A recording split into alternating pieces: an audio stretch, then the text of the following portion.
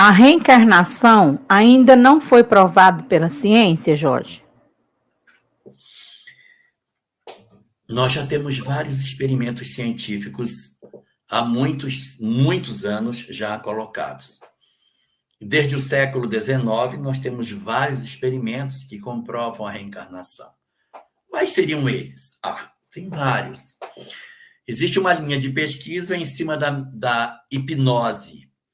Então, você hipnotiza uma pessoa e começa a fazer a pessoa regredir. Volte para os seus 5 anos de idade. A pessoa volta. Volta para 2 anos. Onde você está? Como é que seu pai? Como é que sua mãe? Volta para 1 mês de nascido. Aí a pessoa volta. Volte agora para a vida intrauterina. Você tem 3 meses de gestado. Como é que está? Como é que está sua mãe? O que ela está sentindo? Agora você tem 10 dias de gestado. Como é que está? E ela fala como é que ela está se sentindo com 10 dias de gestado. Como é que ela pode falar como ela está se sentindo se ela não tem nem cérebro? Porque com 10 dias não tem cérebro. O coração vai começar a bater com 22 dias. 10 dias não tem nada. Mas ela relata o que aconteceu ali com 10 dias. E aí o hipnólogo faz o salto para o passado. Diz, agora eu quero que você recue para um tempo muito anterior a esse. Lembre de uma época anterior a essa. Lembre onde você viveu. E aí as pessoas, por hipnose, voltam. A hipnose já foi provada por Charcot, no século XIX, que ela não é mentira. Como é que se prova que a hipnose é verdadeira? Você pega a luz e joga a luz no fundo do olho da pessoa. Quando você joga a luz no fundo do olho, a pupila da pessoa obrigatoriamente fecha. Ela não controla isso. Isso é do sistema parasimpático. Não tem como você segurar. Jogou a luz em cima, a pupila fecha. É natural. Eu não tenho controle. Se eu vou deixar minha pupila aberta, então é um processo interno da criatura. Então, deixa a pessoa assim no local que a pupila dilata, na semi-obscuridade, vem com a lanterna e coloca. A pupila não pode reagir. Se a pupila reagir, a pessoa está consciente. No hipnotizado, você joga a luz no fundo do olho e a pupila não fecha, porque ela está em estado alterado de consciência e a pupila fica dilatada, é mole. Então, eu provo que a pessoa não está falando dentro da sua consciência, ela está fora da sua condição de consciência. Então, isso são provas que a gente tem, científicas da reencarnação. Isso aí tem demais. O livro Problema do Ser, do Destino e da Dor traz vários experimentos desses na época de Leon Denis. O livro foi escrito em 1908, se eu não me engano, e é desse século, mas é uma obra que, poxa, ela traz informações que são até do século XIX, pesquisadores do século XIX. Então, uma primeira linha de pesquisa está em cima dos aspectos relacionados com a hipnose. Nós temos uma segunda linha de pesquisa na parte da reencarnação, onde nós temos um outro pesquisador chamado Ian Stevenson, da Universidade de Virgínia. Ele pesquisava a reencarnação com outro método, memória espontânea. Não era hipnose. A pessoa dizia, eu já vivi antes. Como era seu nome? Aí pegava todos os dados e ia bater lá. Pegava a pessoa, ia na casa e descobria que ali tinha vivido, desencarnou. Ele dizia, eu tenho essa mulher, tenho tantos filhos. E tem várias pessoas que nasceram sem o véu do esquecimento. Então, elas lembram do passado.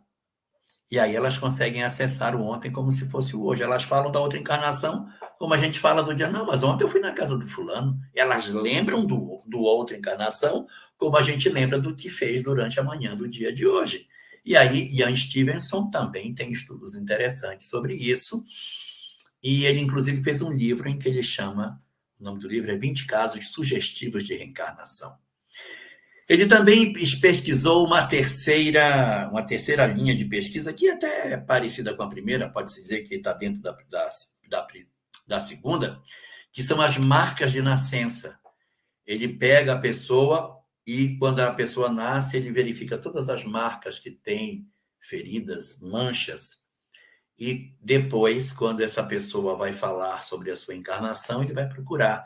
Às vezes a pessoa já está até crescida e ele encontra marcas de ferida, morri com um tiro. A Peguei um tiro aqui, você vai ver, tem uma mancha no lugar onde ele tem o tiro. Então, há marcas de nascença que estão relacionados com o mecanismo da reencarnação. Então, essa segunda área também é uma área muito própria. Hoje, nós temos uma terceira linha de pesquisa muito evidente na psicologia, que é a psicologia transpessoal ou psicologia positiva, que trabalha especificamente com regressão de memória e trata o paciente não nessa existência, mas nas suas várias. Ele analisa o indivíduo nas suas diversas existências, porque, de repente, o trauma não está nessa, o trauma está em outra. Então, eles fazem a regressão de memória para que a pessoa consiga acessar o passado e trazer.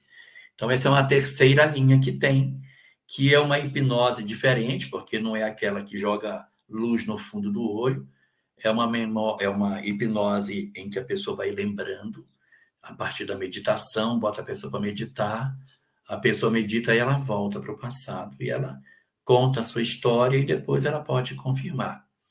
E nós temos, né, dentro desses vários experimentos, pessoas que têm relatos de memória que não é uma memória espontânea, no sentido sem provocação, mas há muitas pessoas que, quando chegam em determinadas cidades, elas dizem: eu já vivi aqui. Eu sei o que tem para depois. Depois daqui tem uma curva, tem uma rua, tem um negócio assim. Elas conhecem.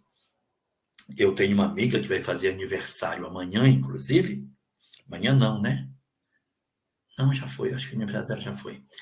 E essa minha amiga, ela tem uma experiência muito interessante. Ela viajou para a Europa, chegou numa determinada cidade, ela nunca tinha ido. Quando ela chegou lá, ela surtou. Eu já vivi aqui. Eu sei tudo. Eu sei a planta dessa cidade. Eu sou capaz de desenhar para vocês.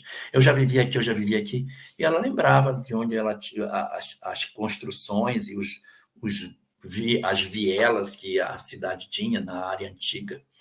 Então, existem essas memórias todas, que são as comprovações do fenômeno da reencarnação. E agora, mais recentemente, não está se discutindo reencarnação mais diretamente, mas sim a imortalidade da alma, mas vai chegar na reencarnação, são as experiências de quase morte, em que os cientistas estão com centenas, para não dizer milhares, de pesquisadores ateus, pesquisadores não espíritas, o que é muito bom, porque eles não trazem a possibilidade de serem acusados de viés ideológico, que estão se convencendo de que a memória não vive no cérebro, porque pessoas mortas conseguem lembrar de episódios que elas não poderiam lembrar que elas estavam mortas. Foram ressuscitadas e aí voltaram e contaram toda a movimentação na sala.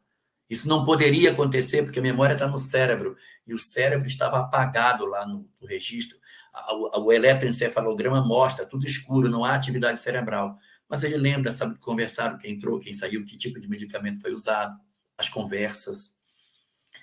Então, essas experiências estão levando a uma seguinte conclusão: o homem não é o corpo.